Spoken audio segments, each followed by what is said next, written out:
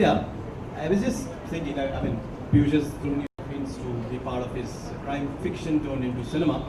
But where do you think we fail when it comes to not digging into enough fiction or literature that is there in our country in order to create better cinema? Why do we have directors creating their own stories or borrowing ideas from there, where we actually have so many organic? Yeah, we have, you know, such a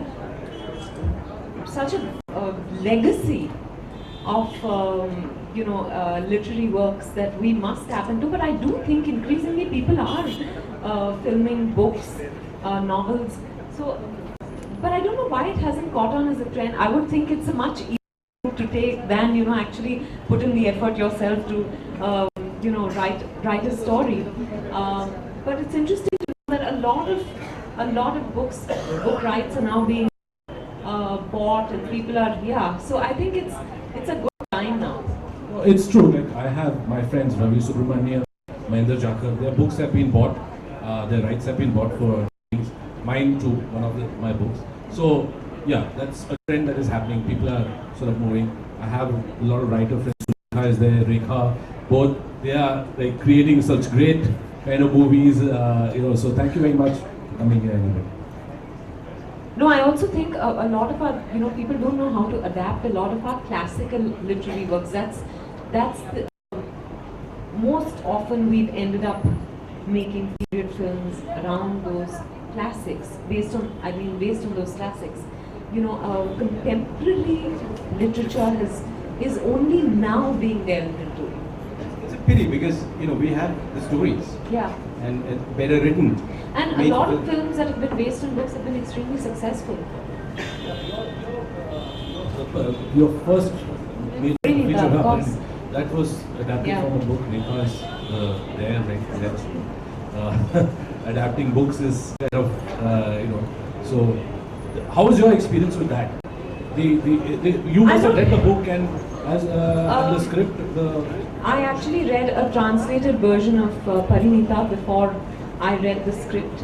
Or rather, I read the script first and then I read the translated version. And it's interesting because what they did is, even though we were making it as a period film, they adapted it to or within a certain period. So that defined a lot of goings on in the film, which I think was very interesting. Otherwise, I haven't really. I've read a couple of, for example, I read 5 Point Someone before it got made into a book. So I'm just kidding. So that's the only experience as far as reading a book and then seeing it translate into script. Now this is a serious question, Piyush. When I read the book, I found that you were expressing a lot of empathy for the character which would be taken as the evil incarnate. Yeah? More than his actions, you were actually delving into the way his mind is working, where he's coming from, and I felt compelled to protect him. Now, when you have so much empathy for your antagonist, the evildoer, does that somehow hamper with the objectivity of both the writer and the reader?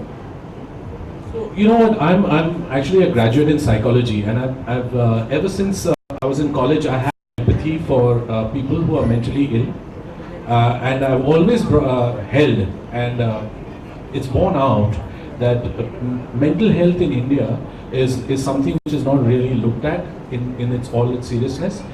Just yesterday there was an article in the DNA that 6.5% of the Indian population is mentally ill, and serious mental illness is there.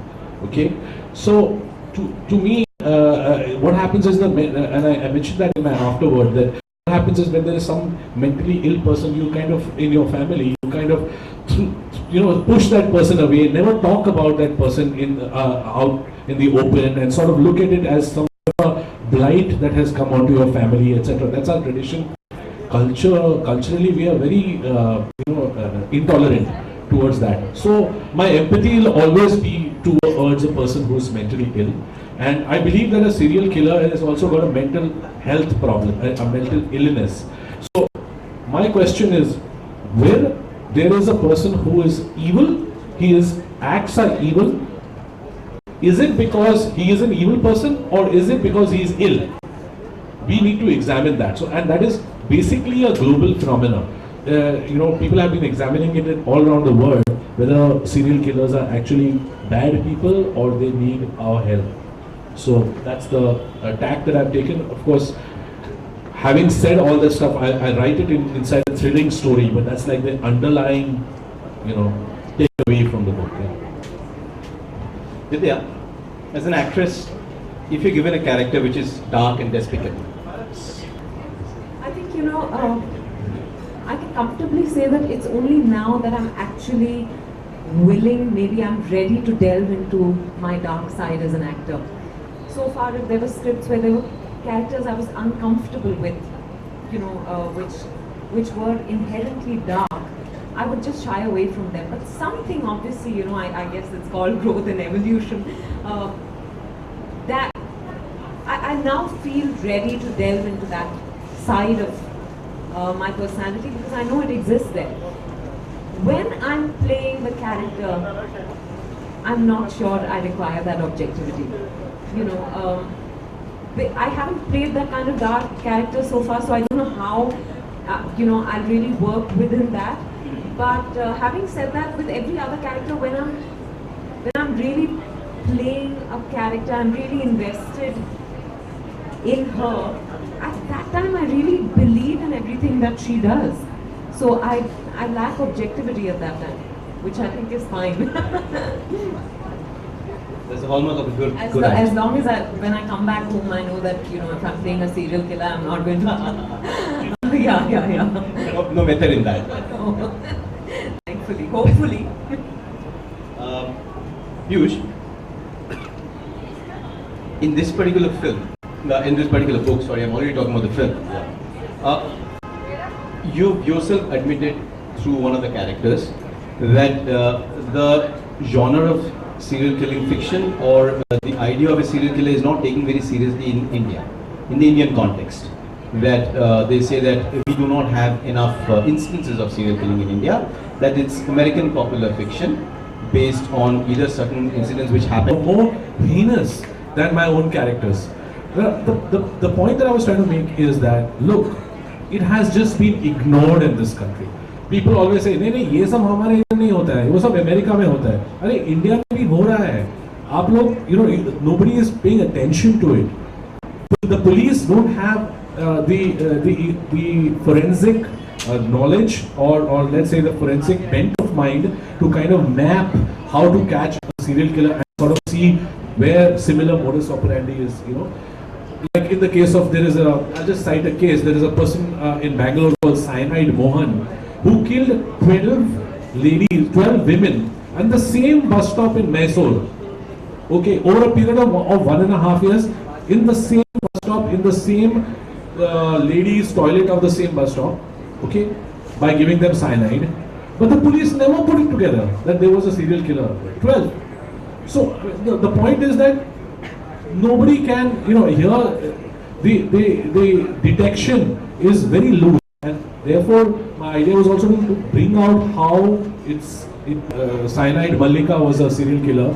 The Gavit sisters, who are not mentioned in my book, but there are Gavit sisters in Pune who were serial killers. So there have been a case of a few women, but mostly it's a male domain. So we're coming to the end of our preview session. Before we open it to the audience, we shall unveil another book. Actually, can we have the Q&A before? If there's any questions before? Vidya, please be seated. Okay. Did you also study Raman Raghav, who's supposed to be the biggest serial killer? Yeah, I have actually. So There is a film also done by Sri Ram, Sridhar Raghavan. Yeah, Sri Ram actually. Sri Ram. Yeah, he did it's a diploma film which he did long back. Yeah, I saw that. Yeah, I did study that, and so he's the more known serial killer of that thing. And Otto Shankar, and there are a few others, the Beer Man, the Stone Man and stuff like that. They have it. Stone Man is Yeah, but mine was like a very unique serial killer. Very Completely fictional. Yeah, mine was- Created. Okay. One more question. Actually, there's a very important reason why I have, but I cannot reveal it to you. You'll have to read the book to understand why I have used that title. And it's very important, very important. Thank you for asking. Ravi Subramanian, best-selling author. Mic in the front, please. He would like to ask a question. He's always asked questions. Thank you, Ravi, for joining us this evening. Thank you. Piyush, a couple of questions, quick ones. One, it's a very intriguing cover. And who's the model and what I don't know. made you It shoot was this? done by the designer in Delhi in conjunction with me. So, It's fabulous. And Thank is you. it a part of the series or is this a standalone book? if it does well, then it will become a series. Yeah. And No, it's are you standalone. planning to shift genres after this or you can? No, I'm planning to make a movie यार. अभी वो बहुत हो गया. 4 किताब लिख दिया. अभी फिल्म बनाऊंगा उसके बाद next book. But you have a contract with Westland right? Yeah, my next book is also there. So I've done that already. So This last line in of the- yours can be expunged from the conversation. Thank you very much. We'll have to wrap up the Q&A. You can catch up 1:1 yeah, later. now with, let's. We're just going to reveal, open the book and. We're going to have the unwrapping and unveiling of the covers to present to you. Raakshas India's